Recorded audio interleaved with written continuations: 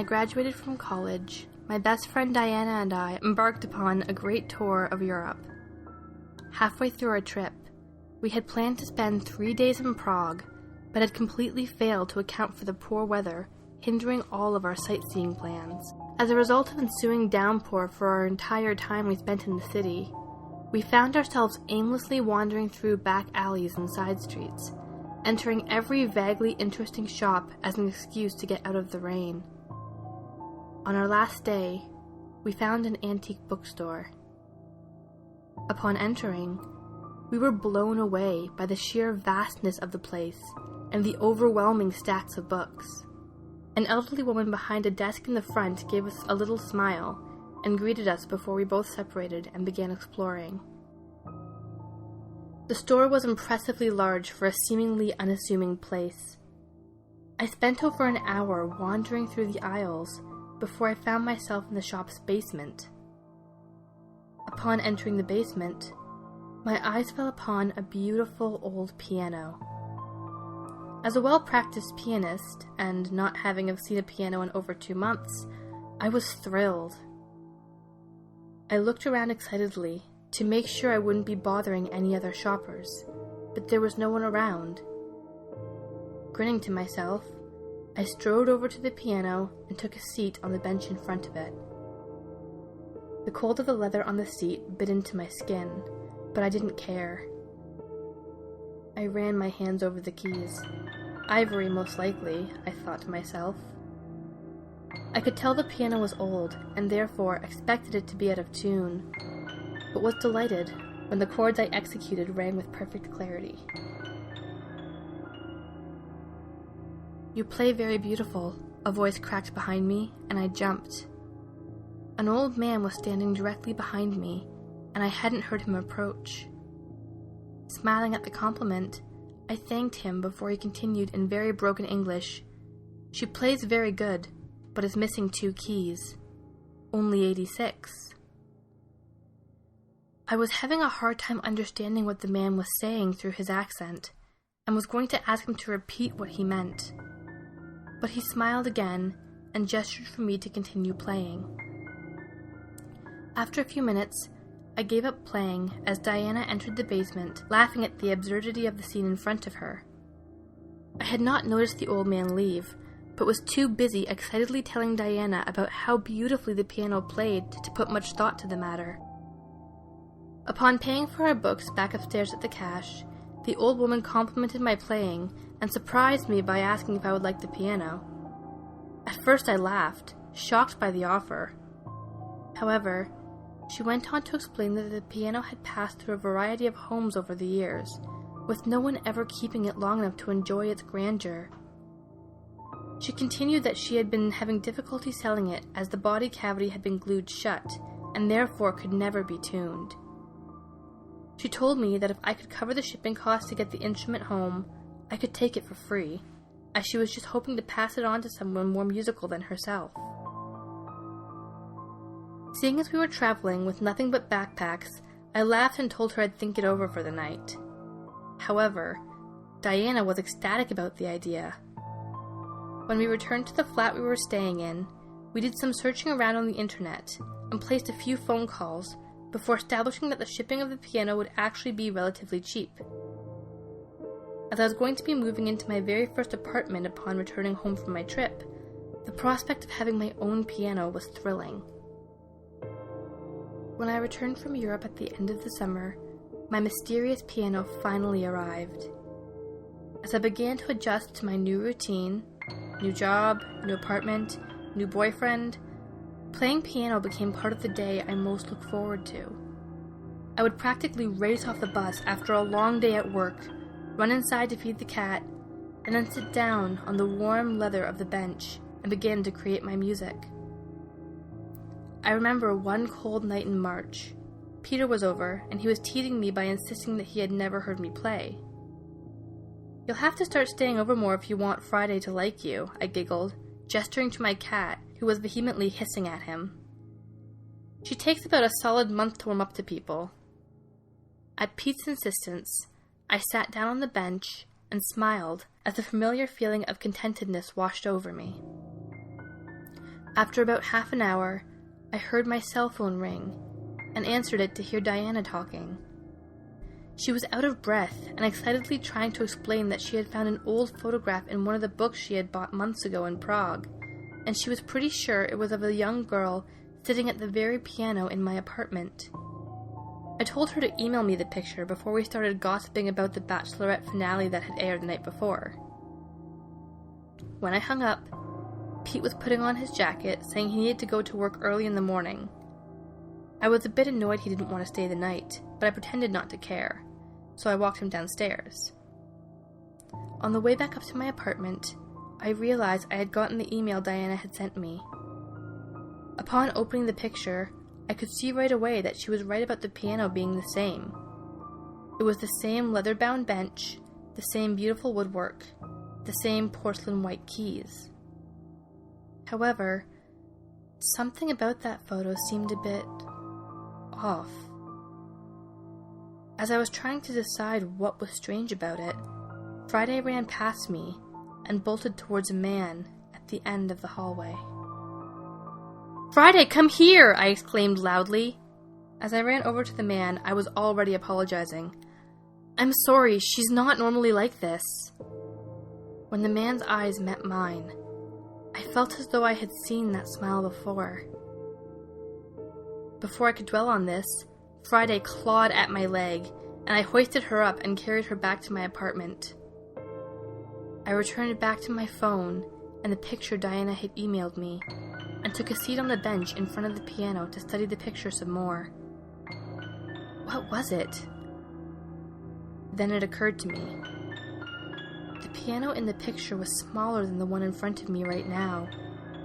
As an eerie feeling washed over me, I remembered something that I had been told about the instrument months before, and found myself counting the keys of the piano in the photograph. 71. What the fuck, I thought.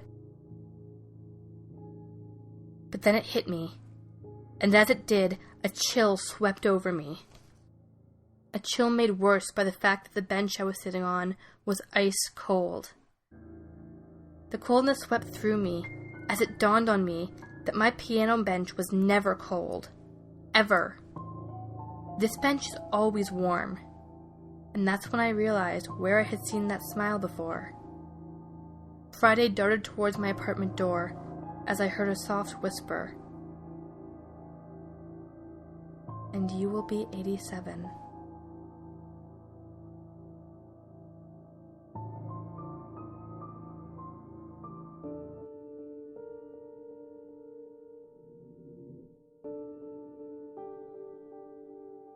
It's been a while since I lived in the house that this story is about, but the unexplained experiences I had during that time I lived there are the most intense I think I will ever have.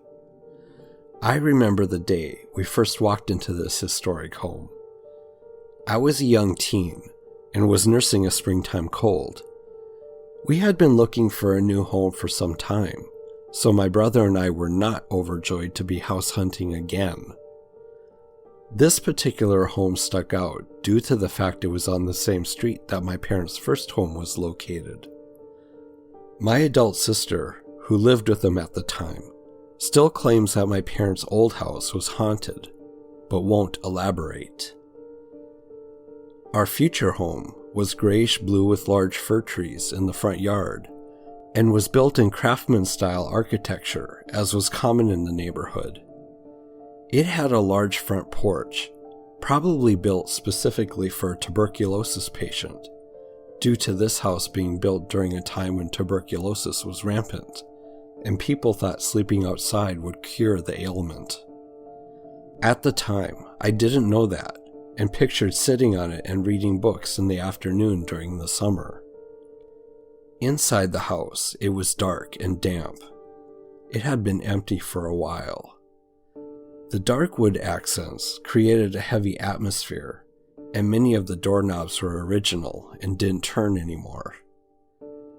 The first feeling I got there was a fierce loneliness. The layout was strange. 2 bedrooms flanked a ragged bathroom, the only entrance to it being through one of the bedrooms. The upstairs bedroom was huge and had numerous strange crawl spaces that had enough space in them to be entire rooms. One of them even had a dirty orange shag carpet. Its entrance was a tiny door in the small closet that would be my mom's. I instantly fell in love. I was crazy for creepy old houses, so immediately set to convincing my parents that this was the best choice. We moved in during the early summer. I really enjoyed living there at first. I had made friends in the neighborhood and had a really amazing summer. When the fall started cooling the weather, I began to get nervous being alone in my new home. One night, I was in the kitchen with my mother facing the living room, which was dark and had a large window facing the street. Often, cars drove by, lighting up the living room with their headlights. My mom was chopping vegetables and joking with me and my brother as I raised my eyes, not for the first time, to the living room as a car drove by. I instantly froze as I saw a large dark silhouette of a man in front of the window. My blood ran cold as I instantly jumped to the conclusion that someone had broken into our home. My mom looked up at me to see why I wasn't answering her, and raised her knife as she saw the expression on my face. We searched the entire house, and no one was there. My brother even checked outside, and no one was around, especially since there was only one way to get away, and it's a street where our neighbors had large fences. After that, I was on edge for maybe a day or two, before forgetting about it and continuing to work on my homeschooling program. I was trying to graduate early, so my attention was pretty focused on schooling. When I was home alone, which was a very common occurrence since my mom worked, I often heard someone walking around upstairs, which was my mom's room. I would go check to see if it were my cats or my dog, but no one was up there. Eventually, I stopped checking. Then, one evening after a long day of schoolwork, I sat down to watch TV in the living room. The stairs to my mom's room had an old door that was shut since she was asleep. The door was heavy and latched very securely, since it was difficult to open in the first place. As I sat enjoying a rerun on SNL, the doorknob turned and the door slowly swung open. I frowned and paused the show. I called out my kitten's name since my other cat was in my lap, and got up to see if she got stuck upstairs. I looked up the dark stairs and called out to my kitten. I heard something scuffling on the stairs, but couldn't see since turning on the light would wake up my mom. I sighed and pushed the door closed, convinced it was nothing since my kitten always meowed when she heard me calling her. I walked into my room, which was right next to the door to the stairs, and began searching for my cell phone. I turned to leave and watched again as the door swung open slowly. I felt the hairs on the back of my neck raise, and the air seemed electric. I immediately closed it and began searching for my kitten, who I found balled up in my brother's bed next to our dog. I felt a chill and went to bed shortly after. After that, the door was to open up slowly and purposefully in front of us often.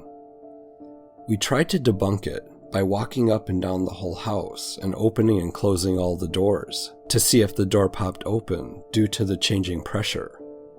Nothing. It latched tightly, no matter what.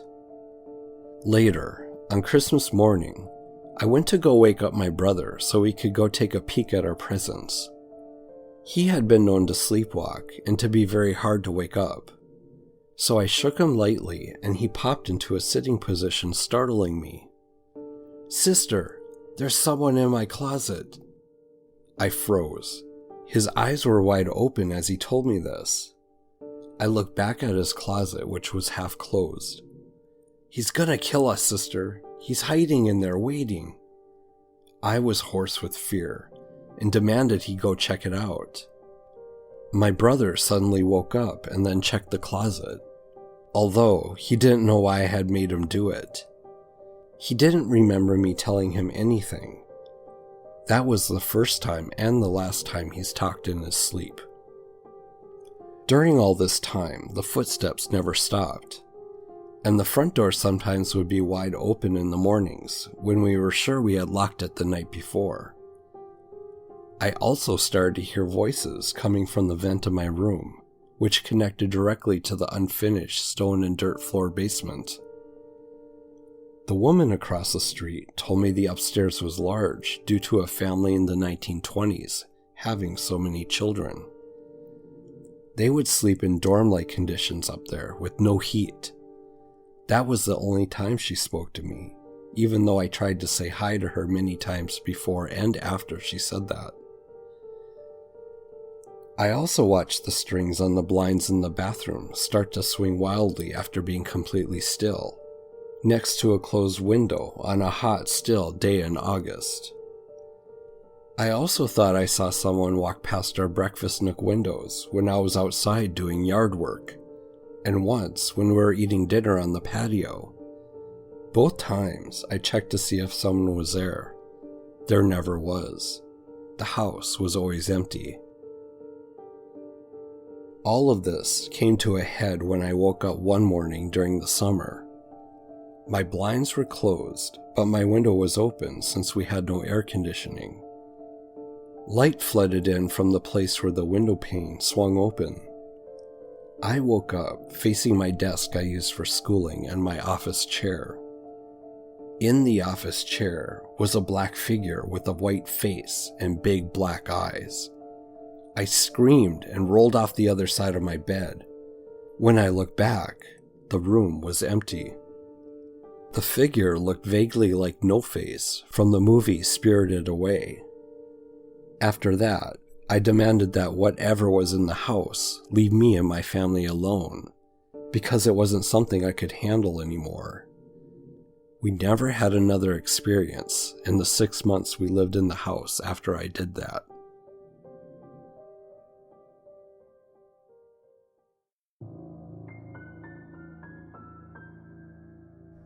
In the tranquil night, the men of the earth are soundly asleep in their cots, dreaming of riches, of love, of adventure. But one home's lights still burn, seeping through the windows, penetrating the night with the pain from within their walls. The maiden inside weeps for her child, cradles her in her arms, holding her withering limbs, caressing her bloated belly, waiting in despair for the hour that her life will finally ebb away. She waits for the hour that the depths from below will claim the next tribute, but the world will move on.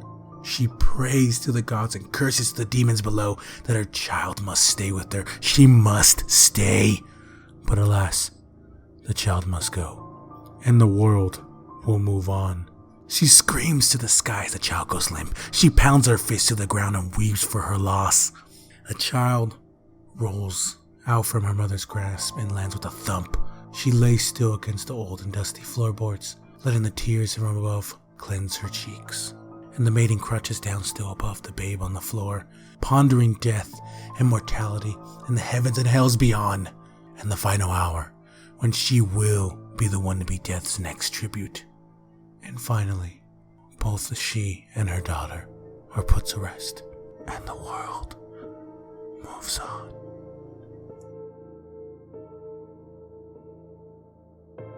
I live in a house compound, and one day me and my family were visiting a friend's house. After a couple of hours, my mom and my friend's mom asked us to go fetch something from my house, so we go back to my house, which is a long way from his, and the walk seemed uncomfortable, long and creepy. It had an eerie atmosphere for some reason. After ages of walking, we reached my house and we get the thing they need, which was inside the house. So I unlocked the door and got the object, and I noticed the bathroom door was lit, and the exhaust fan, which we usually turn off unless someone is using the toilet. But I didn't give any attention and thought my dad was using the toilet since he wasn't in my friend's house when we left. So me and my buddy decided to wait outside the house for my dad to finish up. And I occasionally went to the small window outside the bathroom and called for my dad, but I didn't get an answer. But I heard someone humming and singing, so I thought he was just having a good time. After a good half an hour passed, I started feeling uneasy and told my friend we had to leave because our parents were probably pissed by now.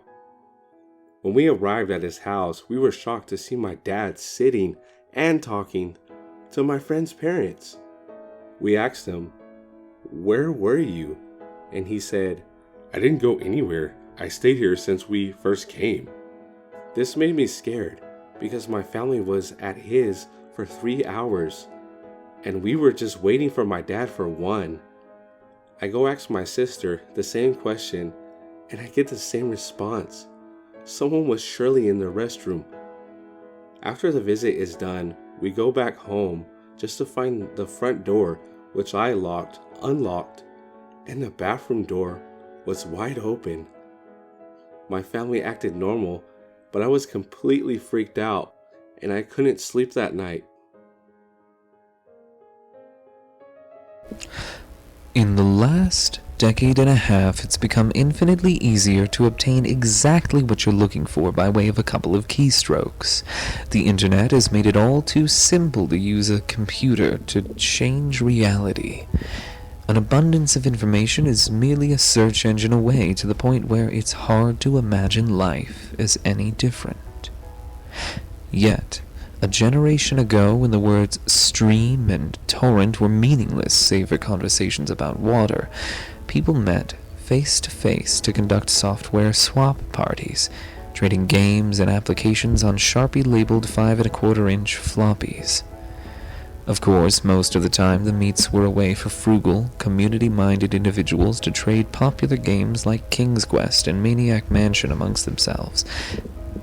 However, a few early programming talents designed their own computer games to share amongst their circle of acquaintances, who in turn would pass it on until, if fun and well-designed enough, an independently developed game had its place in the collection of aficionados across the country.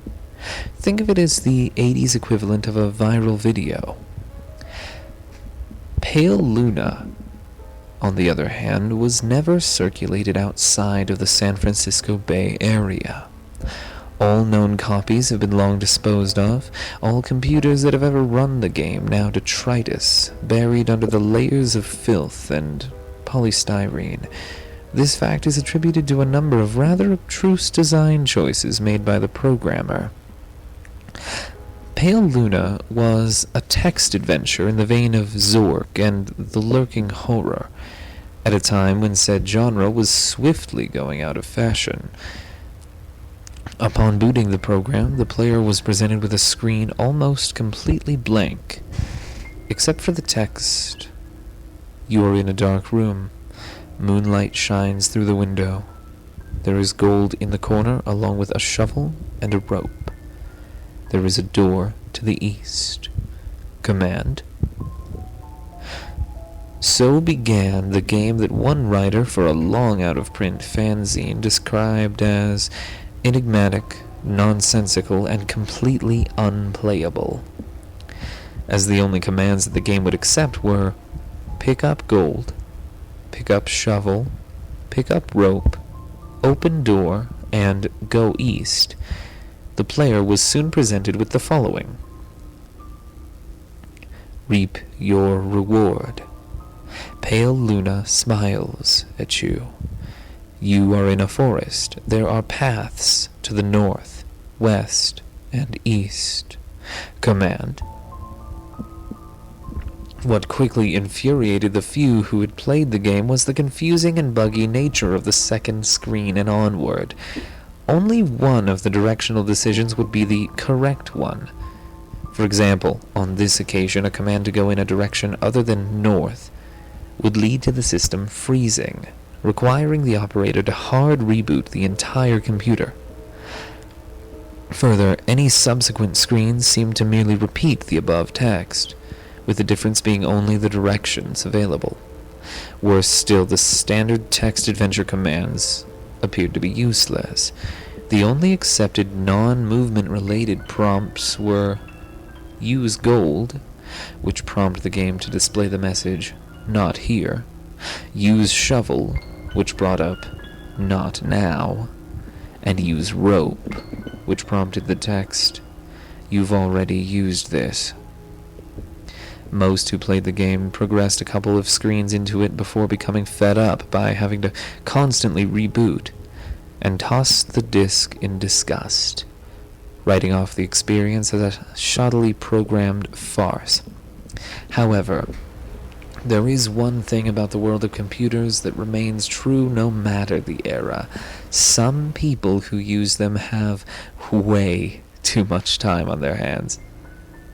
A young man by the name of Michael Nevins decided to see if there was more to Pale Luna than what met the eye. 5 hours and 33 screens worth of trial and error and unplugged computer cords later, he finally managed to make the game display different text. The text in this new area read, Pale Luna smiles wide. There are no paths. Pale Luna smiles wide. The ground is soft. Pale Luna smiles wide. Here. Command. It was another hour still before Nevins stumbled upon the proper combination of phrases to make the game progress further. Dig hole, drop gold, then fill hole. This caused the screen to display, congratulations, 40.248-121.4434, upon which the game ceased to accept commands, requiring the user to reboot one last time. After some deliberation, Nevins came to the conclusion that the numbers referred to lines of latitude and longitude. The coordinates led to a point in the sprawling forest that dominated the nearby Lassen Volcanic Park. As he possessed much more free time than sense, Nevins vowed to see Pale Luna through to its ending. The next day, armed with a map, a compass, and a shovel, he navigated the park's trails, noting with amusement how each turn he made corresponded roughly to those he had taken in-game. Though he initially regretted bringing the cumbersome digging tool on a mere hunch, the path's similarity all but confirmed his suspicion that the journey would end with him face to face with an eccentric's buried treasure. Out of breath after a tricky struggle to the coordinates, he was pleasantly surprised by a literal stumble upon a patch of uneven dirt. Shoveling as excitedly as he was, it would be an understatement to say that he was taken aback when his heavy strokes unearthed the badly decomposed head of a blonde-haired little girl. Nevins promptly reported the situation to the authorities. The girl was identified as Karen Paulson, 11, reported as missing to the San Diego Police Department a year and a half prior. Efforts were made to track down the programmer of Pale Luna, but the nearly anonymous legal gray area in which the software swapping community operated inescapably led to many dead ends. Collectors have been said to offer upwards of 6 figures for an authentic copy of the game. The rest of Karen's body was never found.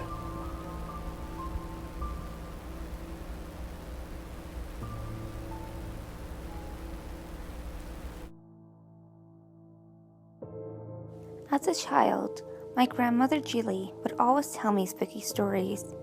Most were obviously fake, but there is one that she still insists is true, even to this day, as do the others involved.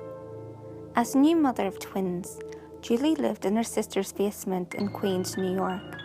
She was still out of work taking care of her newborn daughters and would often spend her days in her makeshift apartment until someone, with the ability to speak, came home from work.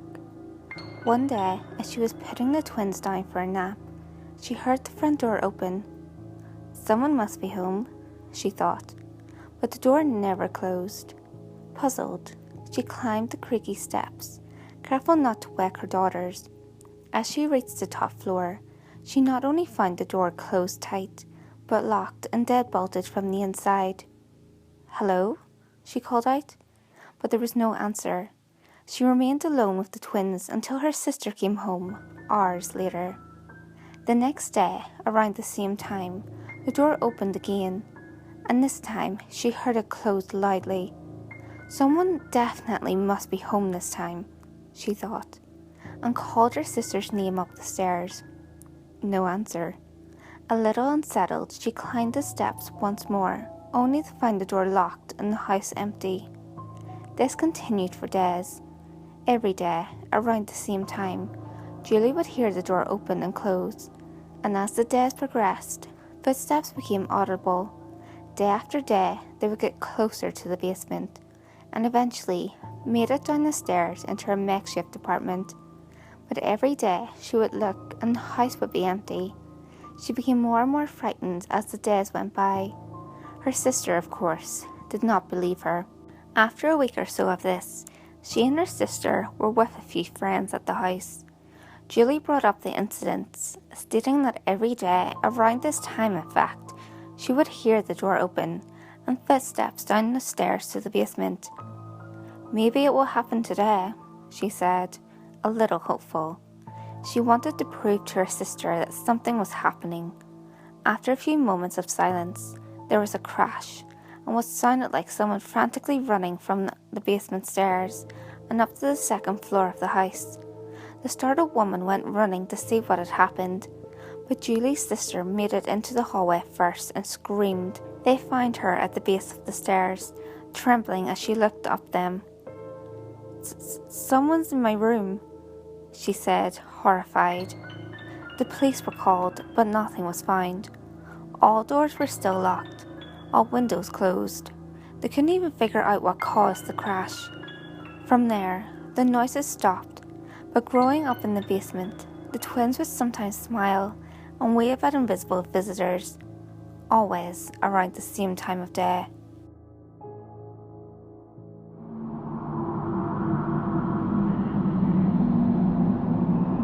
Hey guys, I hope you enjoyed this video. I just want to say thank you to Your Perfect Nightmare, Ghastly Ghoul, BoredomandCameras, Smirk and Talos CreepyPasta for taking part in Collab Week. These guys make some great content. I'll leave a link to their channels in the description below so you can check out their channels, and make sure you click that subscribe button while you're there.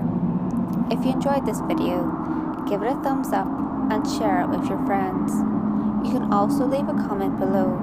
All feedback, good or otherwise, is always appreciated. If you have any creepy stories of your own, or have any topics that you would like me to cover, feel free to send them in via any of my social media. You can find all links to my social media in the description below. Until next time guys, make sure you lock your doors, stay safe, and I'll see you next video.